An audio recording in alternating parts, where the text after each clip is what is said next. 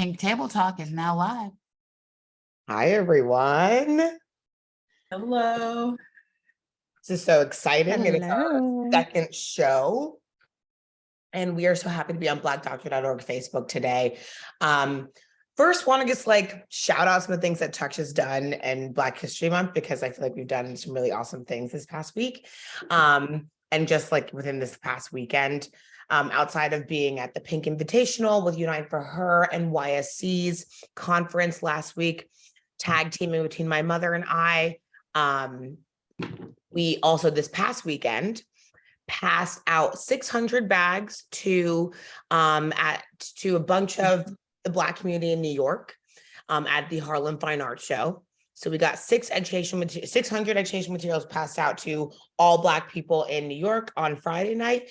And then last night, another 500 bags to Black Atlantans at the Pink Awards, which is also another just amazing event where my mother, Ricky, received an award, and we were just very excited for her. She actually didn't know that I was presenting her the award, so she got on stage and was really surprised, and it was great. So just wanted to start there, but we are here today with, for the love of my girls, Pink Table Talk, here with me, Dr. Candace, but I'm gonna let everyone go ahead and introduce themselves. Who would like to go first?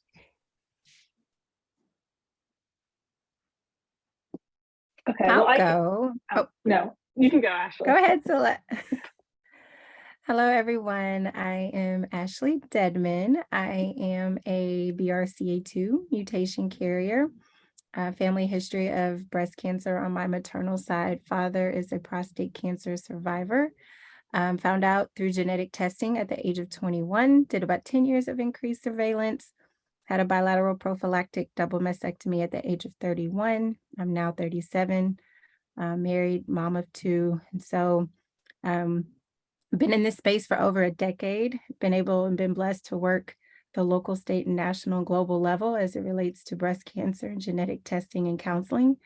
And now my purpose is to continue to educate my community about the importance of genetic testing and why Black genes matter, as well as preparing and equipping and empowering my two girls about their family history, my mutation, and preparing them to take control of their health and be able to make informed health decisions. Haley, thank you for this opportunity, and I look forward to today's discussion. You just gave me a great idea about having Touch Black jeans, we all wear Black jeans, but they say Touch on the butt or something like that, and we have a Black jeans and Black jeans moment. Think that'd be I fun. love it. I love it. Right? Celeste, you're next. Hi, everyone. I'm so happy to be here today. My name is Celeste Kearney. My breast cancer journey is through my mother. She was diagnosed with HER2 positive breast cancer when I was in high school, and watching her go through that experience and being a survivor and seeing her strength through that is really what inspired me. And Haley's mom was a big part of my mom's recovery and being that support system for both her and me, and helping us through that journey. So I'm happy to talk more about that today. Awesome. And Ebony. Hi, everyone. I am Ebony. I am a Master's of Public Health student and a Touch intern. This is actually my third table talk, so I'm really grateful to be here always. I'm interested in disparities, specifically within Black and Brown communities. And I mean, as we know, or even if we don't know, breast cancer disproportionately affects Black women. So I'm very grateful to learn on this journey and disseminate information, because even though I'm trying to teach and advocate, I'm still learning a lot too. So it's just a great experience. Awesome. And Dr. Candace. Hello, everyone. Again, I'm Dr. Candace Thompson. I'm a breast surgical oncologist at Stanford University, and I'm happy to be co-hosting with Haley for these events.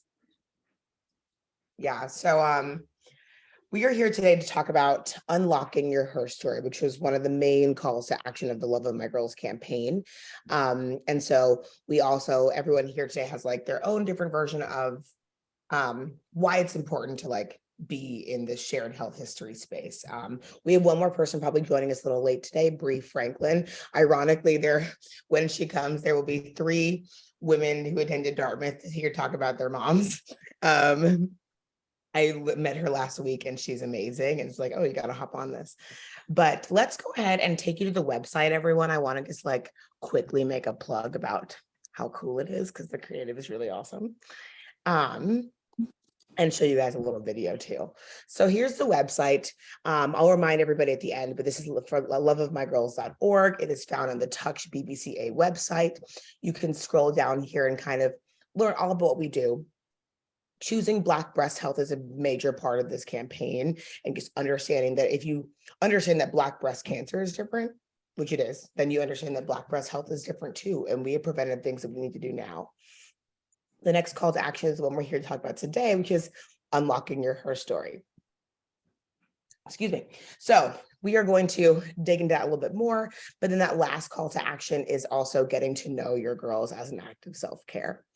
Let's hop back up to the video so you can check it out, and then we'll take it from there.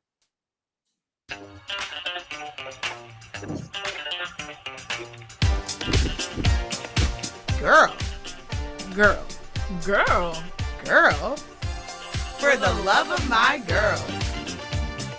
Black women under 35 get breast cancer at 2 times the rate of white women. And die at 3 times the rate. It's up to us to take care of our girls. The only solution is conversation. I choose Black breast health because protecting my girls means protecting all Black girls. I unlock my HERstory by talking with my family about our shared health history to know my personal risk. I get to know my girls as an act of self-care.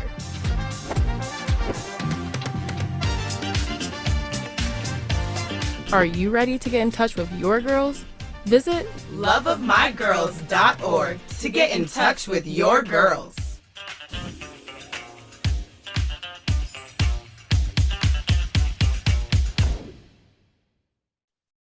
So as you guys can see, it's like 70s retro fun, trying to make this approachable because cancer doesn't have to be the scary thing if we do detect it early and we can take those preventive steps now, right?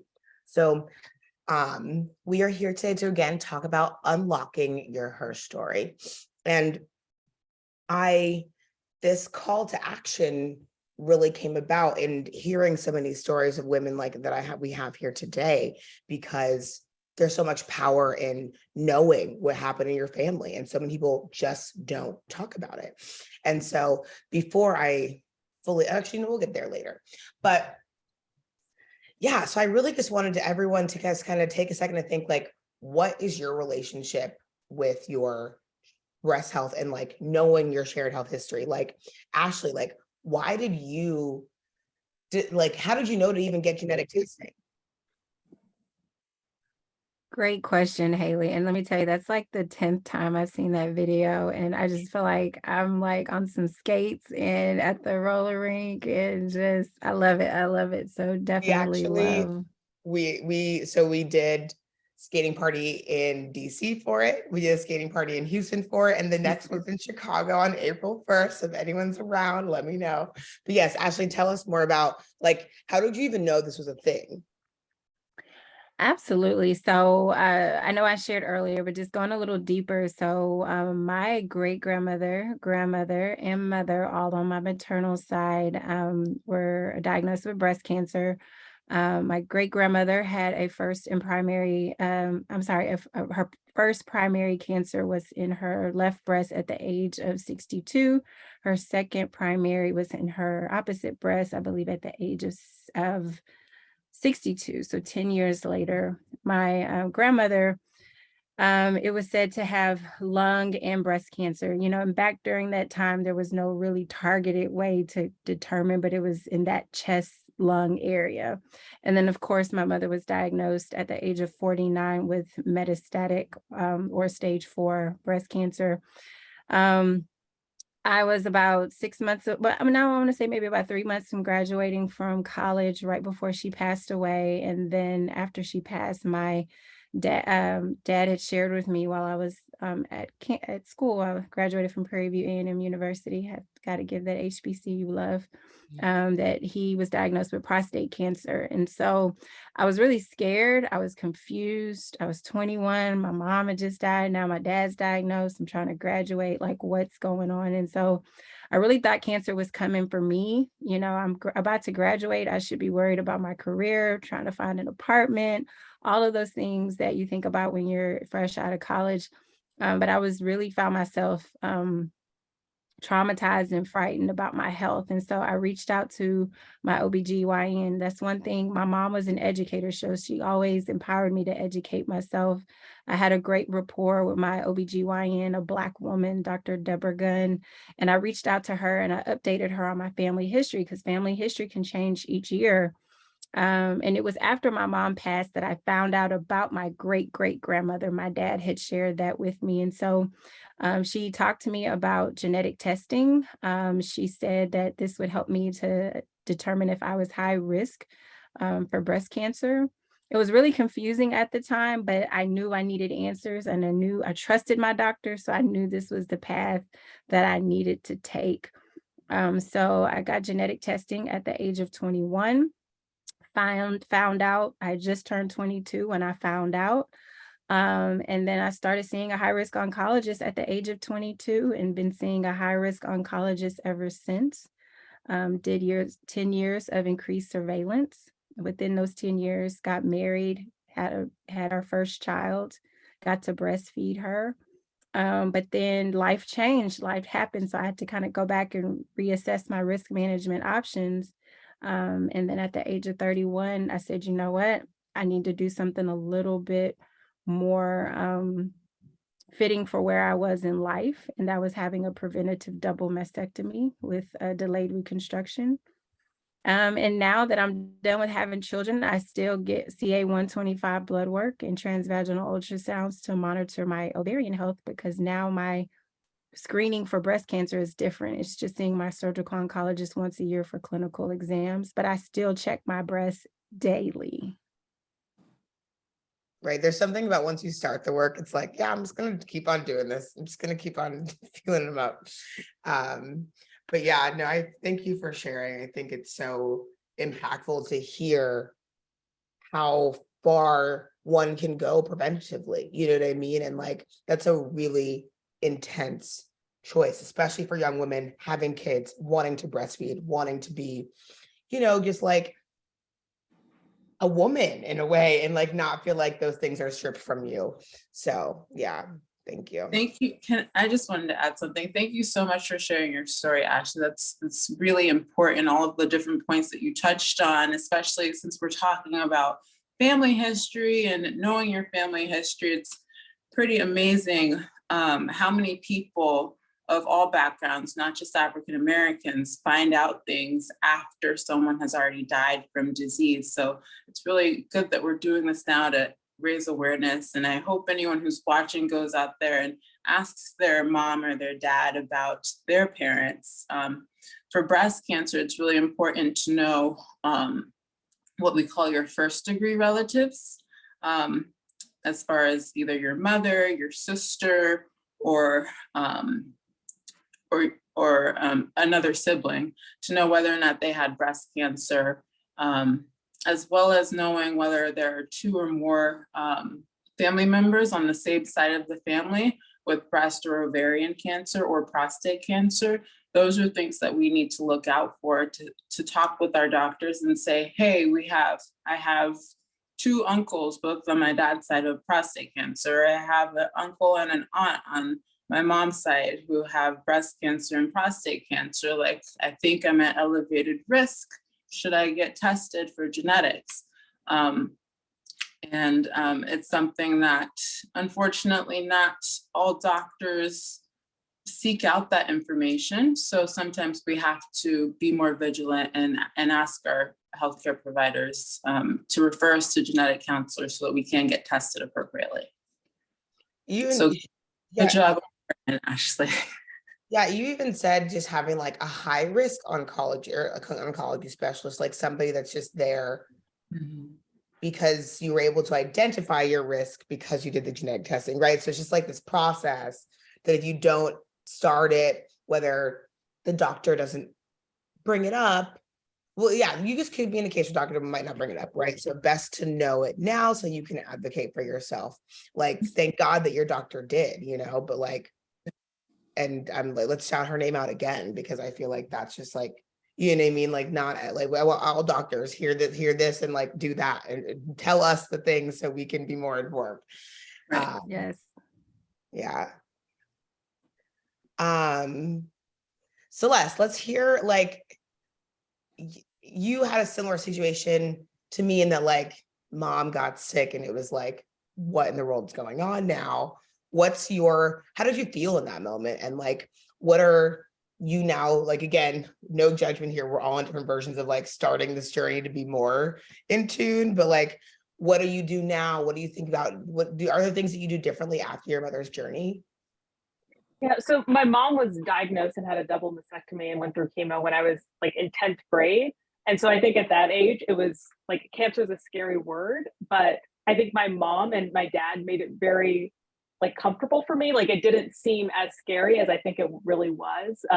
Like my mom was very big on like not seeming sickly. And I think especially with like chemo going on, like there were days she was, perfectly fine, felt fine. And then there were days, she was like in bed feeling awful. And I think she did a very good job of kind of managing that for me as a child. And she was like very big on like not having people bring food over to the house. She was like, I'm not dying, I'm okay. Like it's not as serious. So I think because of that, I was scared, but I felt like everything was going to be okay. And she's fine now. Everything worked out.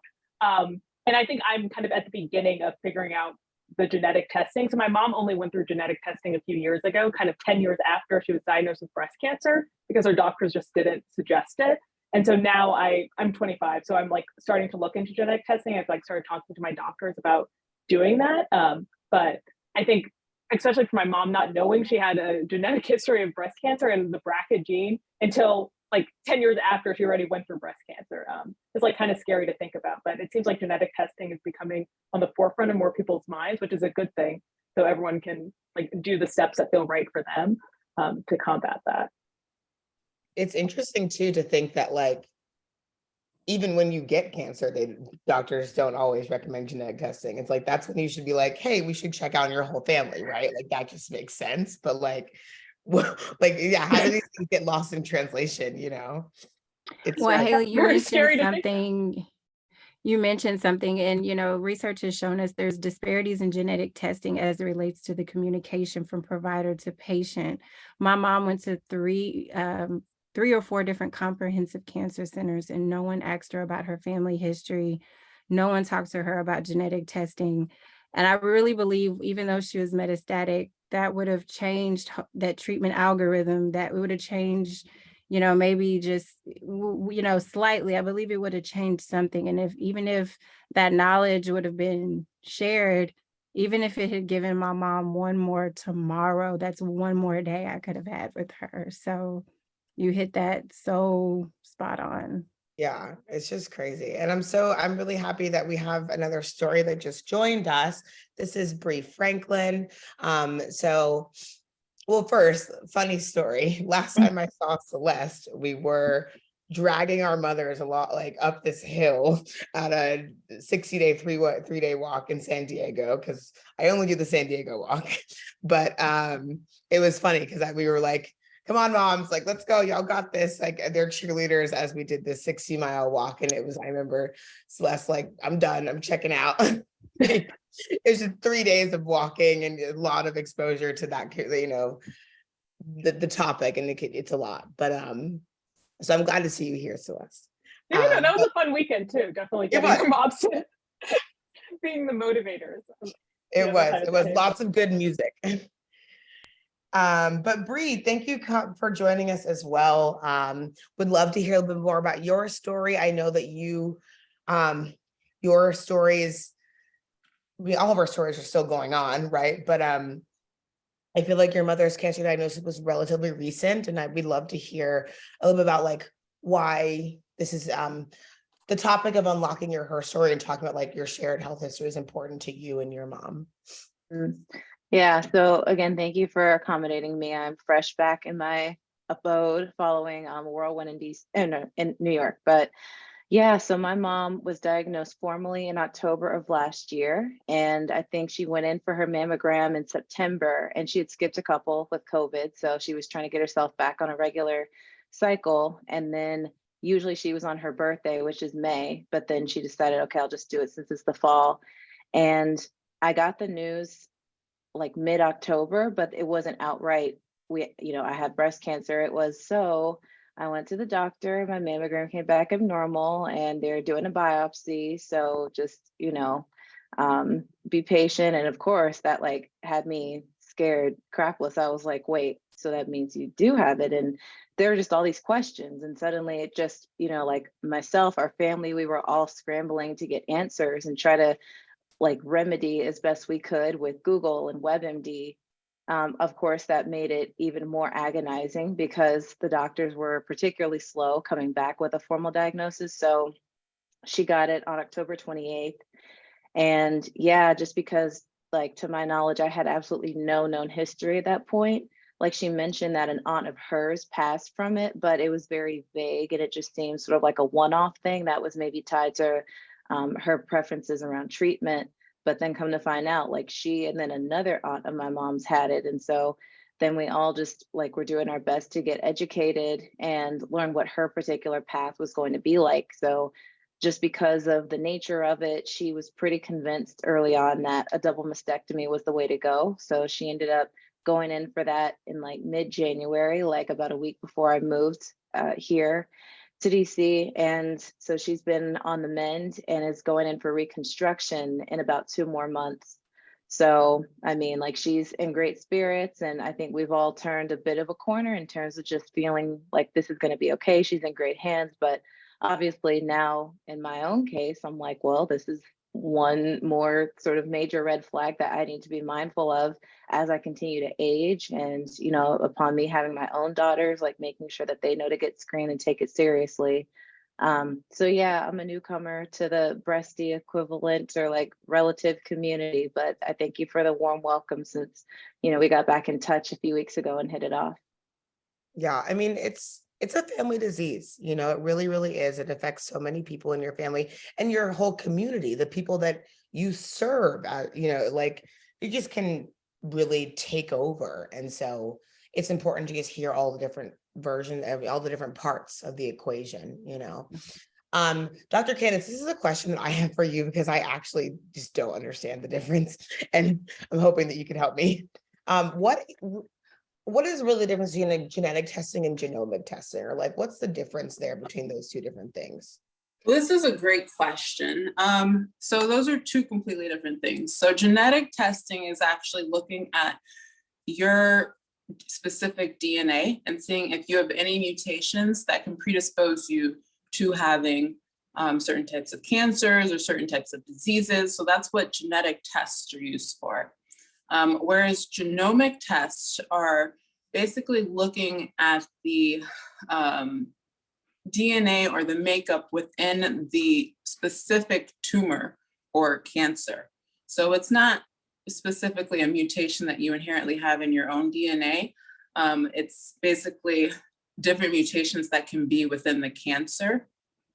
So they're sort of two different targets whenever we're talking about having a therapeutic option to treat the cancer. So if someone says they have BRCA1 or BRCA2 positive, or they have a BRCA mutation, those patients, we do have a medication now called olaparib, which we use to actually target that mutation, which can cause you to have cancer.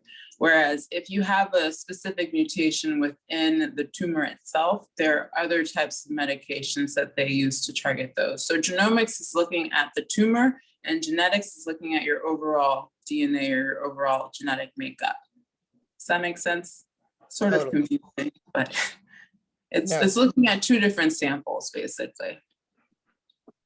Yeah, no, that makes sense. That really does. And I thank you for that because so much of this is like, let's educate ourselves. Let's make sure the world knows these things because these are just, you see them separated by a slash and think that there might be similar, you know, in a reading or something, and they're Yeah. just really not, you know. They're related, but they're sort of different. But I wanted to touch back on a point that Ashley made. I didn't want to intrude or ask any questions, but I think you brought up a very, very good point as far as your mother not being even asked about her family history, or even offered genetic testing. And then the same for, I think it was it Celeste? You said that you're 10 years later. And that's a very salient point, because as African Americans on the whole, we know that there are healthcare disparities, unfortunately, even though there shouldn't be. However, I think this is a great platform, and Haley and the whole Touch group has created an amazing flyer. I don't know if you're able to pull that up, Haley, but it really will help you. So anyone who's watching this, I would strongly urge you to look at the flyer and fill it out, just so you're aware of your history and your family history. And I would also, oh great, Haley's pulling up. And then I would also implore you to go ahead and if you have a family member, mother, sister, who was diagnosed with breast cancer before the age of 45, first of all, they should be tested immediately if they weren't already. And then that puts you at elevated risk. So I would definitely recommend you being tested, or at least speaking with a genetic counselor if that's the situation. As well as if you have, like I said earlier, 2 first-degree relatives on the same side who have breast or ovarian cancer. That's also a strong correlation and higher risk of having breast cancer. So you should definitely speak with a genetic counselor or a high-risk breast specialist about that. Yeah, Great. so if you're on the Touch website and you go to the Unlock Your HERstory, or the Love of My Girls website, Touch, you go down to the second call to action, and the downloadable worksheet is here. And again, it's like, you can fill this out with your family, sit down, pick a time, pick a place, and just get into the nitty-gritty of both your mom's side, your dad's side.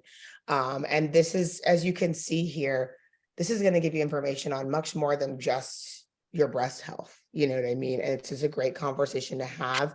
Doctors like Dr. Candace went through this so that like someone can fill this out, take it to their doctor, and feel like they are equipped in that conversation, and just feel empowered, because like a lot of this knowledge is going to make you know how to advocate for yourself even better. And it's important to know too, like my mom actually just texted us, Candace, but she's like, what about families like us? Because my mom does not have a gene, yet my mother and grandmother had breast cancer. And so, and that ultimately makes me think like, what are we doing here? There's a gene out there, go find it. You know what I mean? Yeah.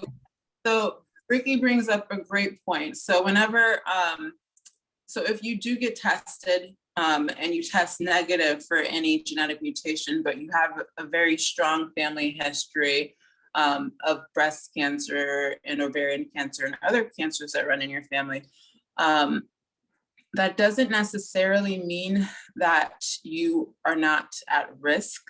There are different calculators that we use as clinicians in order to say that someone is at high risk for breast cancer. And the fact that you have multiple family members that were diagnosed with breast cancer or ovarian cancer or prostate cancer, those elevate your risk. So you could still be at significantly elevated risk despite not having a genetic mutation.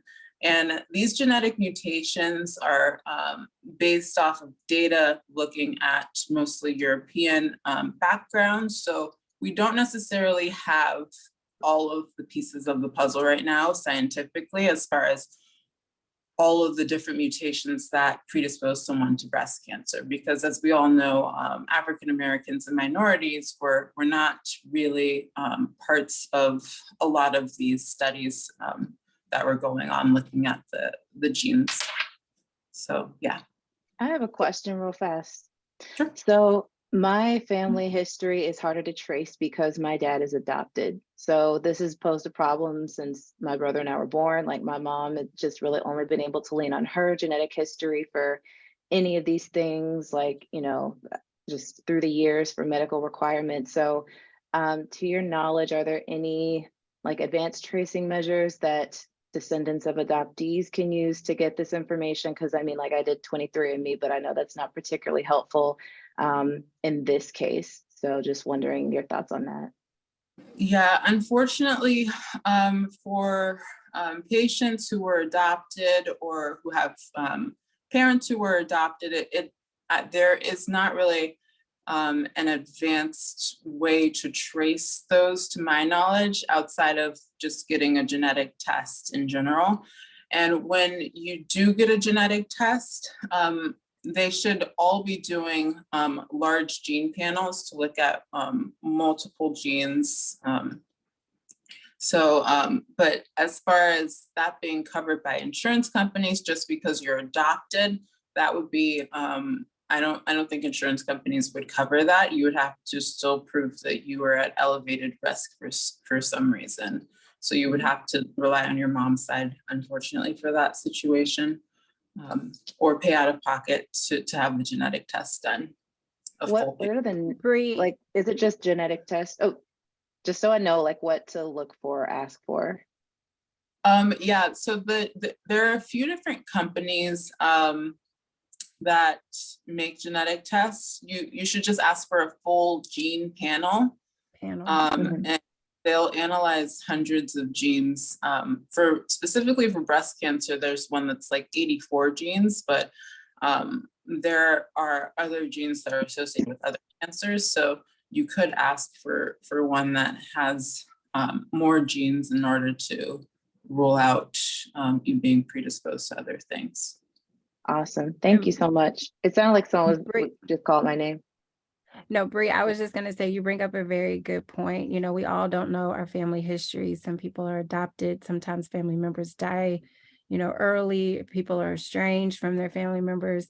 And adding on to what Dr. Thompson just answered, I would also say that doesn't mean that this conversation is not for you. It just also can mean family history can start with you, you know, with your personal history, because you're going to go on to, you know, individuals are going to go on to have families should they so choose. And family history can start with you if you don't know your family history that came before you. So this conversation is still relevant to you, and knowing that family history can start with your own personal health history. For sure.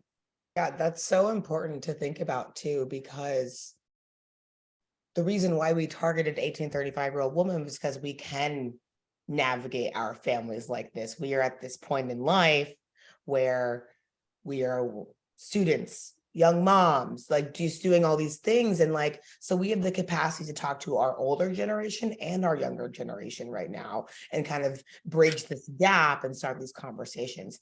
And I was talking to somebody and she was like, I don't know why people don't want to talk about breast cancer. And like, she had breast cancer and she had another ailment that she was dealing with. And she was just like, I didn't give myself these things. I'm not going to feel bad or guilty about this moment. I'm going to own it because it's not like I did anything to get myself here. I live a healthy lifestyle. I don't drink. You know what I'm saying? So it's like, we got to open the conversation now because, and even if you look at this list right now, which is up because I wanted to make this point, is like, you could even say that some of these things, diabetes, like, yeah, a lot to do with diet. Do you want to know why we had that diet? Because we were fed scraps as slaves. Like these things are systemic still. And so we have to like, just acknowledge that so many of these things were not, let's talk about it. Don't be afraid to talk about it. We have to just like open up these channels, you know? But on that note, I kind of wanted to think, where are you guys in terms of talking with, like, why don't you think Black people are talking about health the way that they should? You know, what's your experience in your family about talking about health? Maybe even before your mother or someone in your family had cancer. Were you talking about it before, or did it just come up now? Or and why don't you think Black people talk about it in the same way that they should? I can say from my experience. Oh, I know someone else is about to go.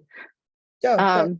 From my experience, the men are much more stubborn when it comes to this. Like, just they're very reactive instead of proactive when it deals with health. And I mean, oftentimes they find out when, like, years after they could have started to get out in front of it and made a difference. I actually just had a great uncle pass away because he was so secretive and tight-lipped about whatever. Like, I still don't know details of what actually took his life. I just know he was found after his siblings didn't hear from him, and then they did a police welfare check, and it was pretty gruesome. But just, I know that, like, my dad, like, just the generational mindset of, oh, be a man, and, you know, like, just stuck it up and soldier on. Like, there's no need to go and complain and cry about every little thing. And so, yeah, I feel like the attitudes were preventing a lot of men, especially in my family.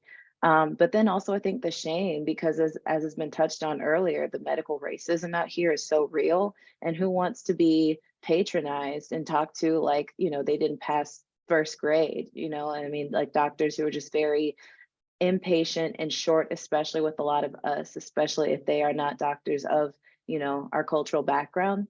So I feel like there's a number of things that push people and discourage them from being regularly involved in health maintenance and just, you know, waiting until things get to be unbearable or, you know, God forbid, too late.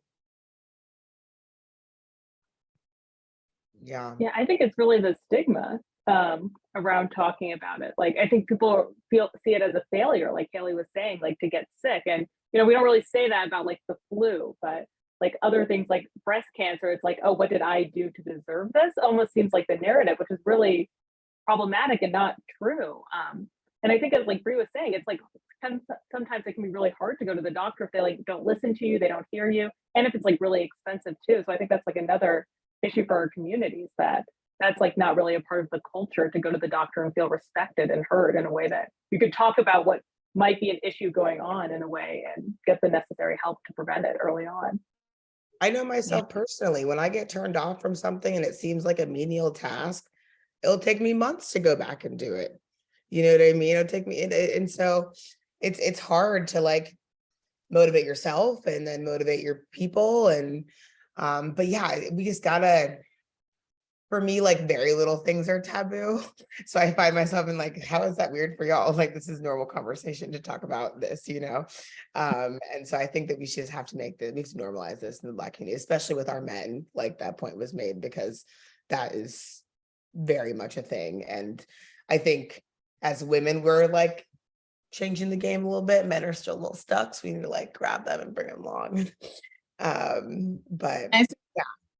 I think the other thing that's really important that we need to change the narrative of is if a doctor makes you uncomfortable, if they're not explaining something so that you can understand, it's okay to find a different doctor. It's very important. It's your health. If they don't care about that, then they shouldn't be a doctor, but they're not the right doctor for you if they can't communicate effectively what's going on with you and explain things in a way that anyone could understand. So I think that's really important. I know a lot of times it is really easy to just not go back somewhere because they made you feel a certain way. But that just means that they're not the right doctor for you. It's okay to find a new doctor. You can ask for a second opinion. You can, you don't have to go to the same doctor. I would agree. I also look at it too. I agree with what every one on here has said. I think it's also too, a lot in our culture, we hear the term, what happens in this home or what happens in our home stays in our home. And we have to get past that I mean, I'm sure, of course, there are some things that we need to keep, within the walls of our family. But when it comes to our health, we have to talk about it. And I think that's a cultural term that we say a lot, that's our business, don't go out telling my, don't, I tell that to my daughter, with certain things like, don't repeat what I said, but I also think too, it's, we've got to give ourselves more credit because we are the experts of our own health. And as Dr. Thompson said, we need to be able to, if we feel like we're not being seen or felt or heard from our doctor, to be able to leave.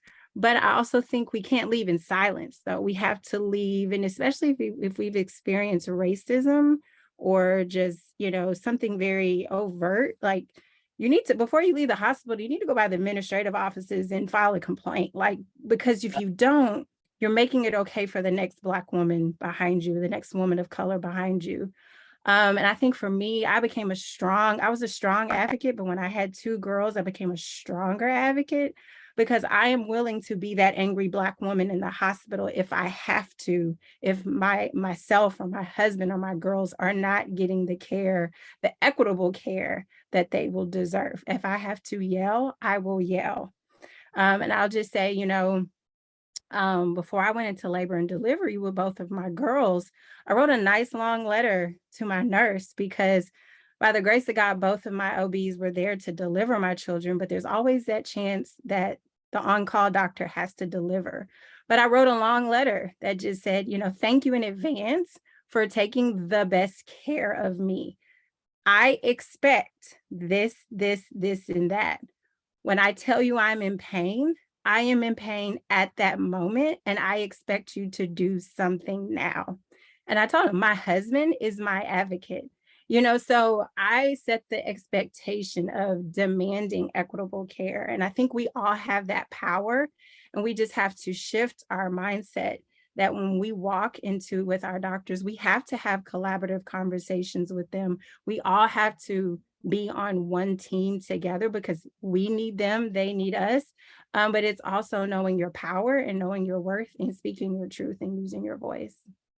Yeah, no, my mom's calling it, be the CEO of your own health, and you just have to be. And I think for our younger women, we're calling it being a girl boss, because like this is the language that we're using, and this is who we are. And so what that looks like, right, is that advocating and making sure that you demand what you need, because you should. It's your body. This strikes such a chord with me because I, at 20, so going into my junior year in college, was sexually assaulted.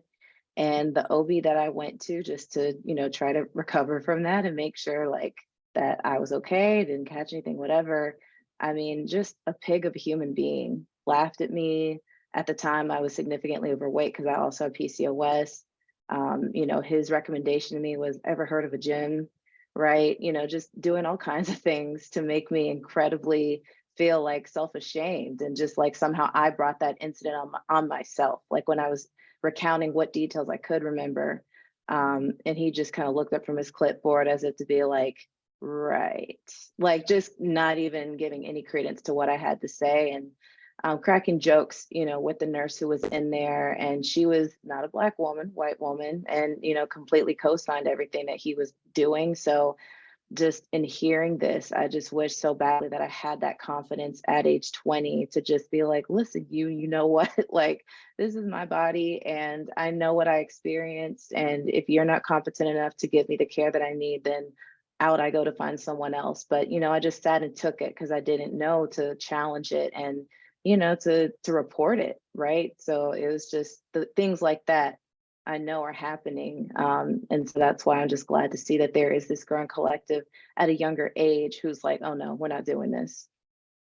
I mean, I just can't believe that. I mean, we clearly need to go get this doctor like at now. This is ridiculous. Can He drop needs to details be in the done. chat. But yeah, I mean, it's just so important for us to share. I mean, like, thank you for sharing such a vulnerable thing, because so many young women are probably, gosh, like now looking back at a moment like that was inappropriate. Now I know, you know what I mean? Like, it's important for us to empower each other this way, because, and again, that's like, these are things that happen to a lot of people.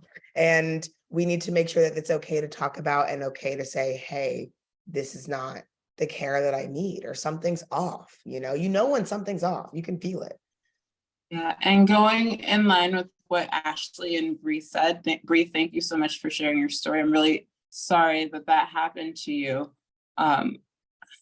That's beyond horrible. But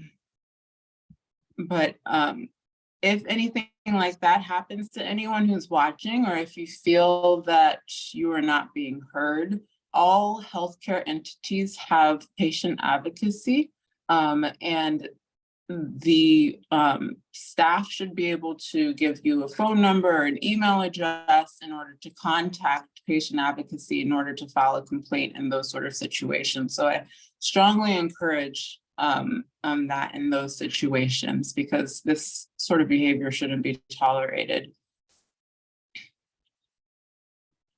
Yeah. Ugh, I'm so bothered by all of that. I mean, thank you for sharing, because women need to hear like the realness behind what it is like to go to the doctor and not know what's going on.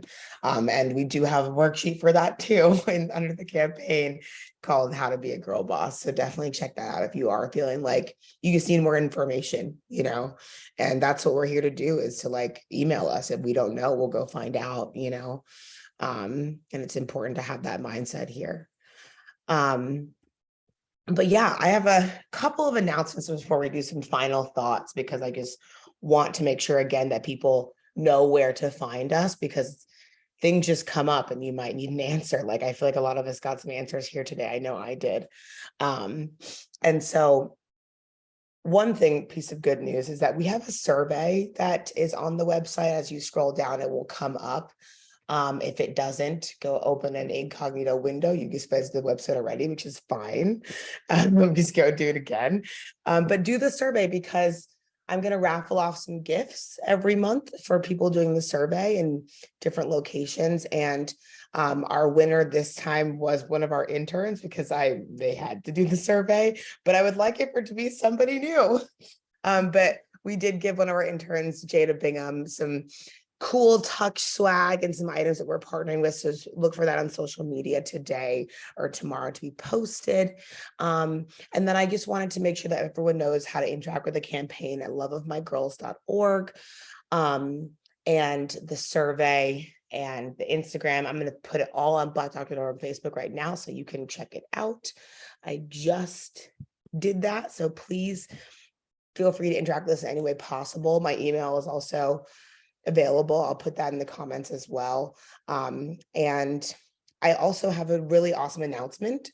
We recently found out that the Wisdom study, which is a study that does do genetic testing, originally was at their age started at 40 to do that testing, and they're in the process of lowering that to 30. And so that is a service that will be affordable and much better for us young women who don't really know how to start this process and need somewhere to start, and again, someone is taking the time to reflect what the Black community needs in their work. And I'm really excited to announce that. But yeah, so before we go, I just want everyone to give a chance to get some final thoughts out there. If you have something that's on your chest, or a thought that you want people to take away from this, I would love for everyone to just give their final thing.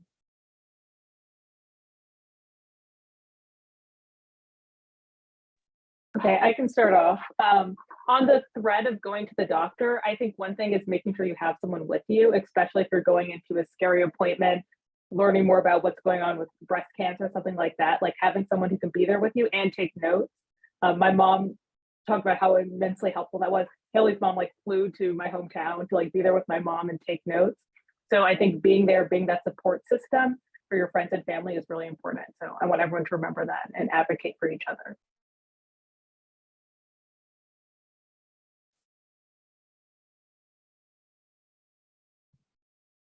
Any other final thoughts?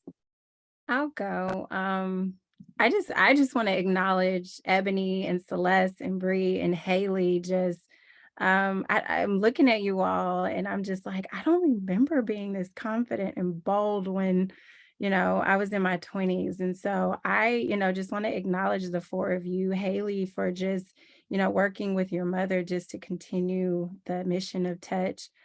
Bree, for just speaking your truth, for everything that you just shared. I mean, I heard you say like you wish you could have had the courage to say something then, but look at what you're doing now. I mean, so I hate that that happened to you, but you are a force.